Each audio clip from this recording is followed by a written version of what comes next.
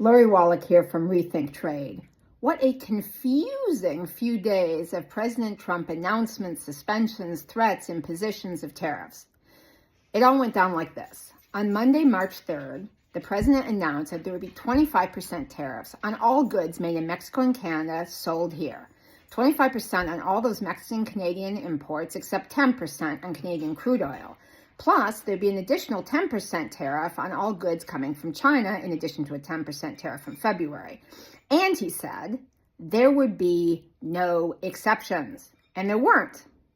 On Tuesday, Wednesday, the president announced he was going to exclude all automobiles and auto parts made in Mexico from those new tariffs. That's a lot of the trade from Mexico. But then Thursday morning, he announced actually everything made in Mexico that meets the rules of the U.S. Mexico-Canada agreement, the NAFTA 2.0 free trade agreement.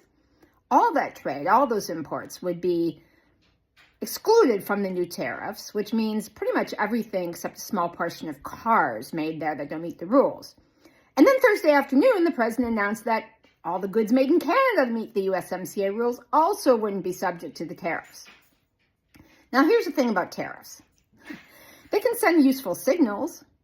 You use them to basically stop unfair imports, etc. Footnote. So why do we imposing them on Canada where we have a trade surplus in manufactured goods?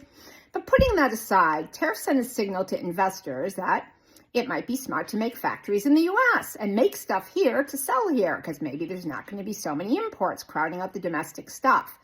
But that only works if the tariffs are stable and reliable, so that the investor knows they can get a return on investment. It has to stay in place more than 2 or 3 days. So at this point, investors are not pulling out their checkbooks. They're probably pulling out their barf bags. I mean, it's been like a roller coaster. And we have the situation where all of these tariffs are now suspended until at least April 2nd, when there's supposed to be another big tariff announcement.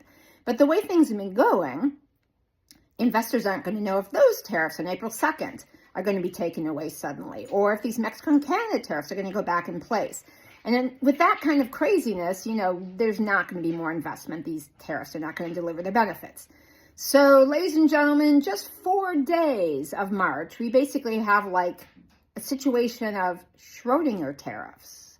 They are simultaneously alive and dead. Live from Washington, Lori Wallach.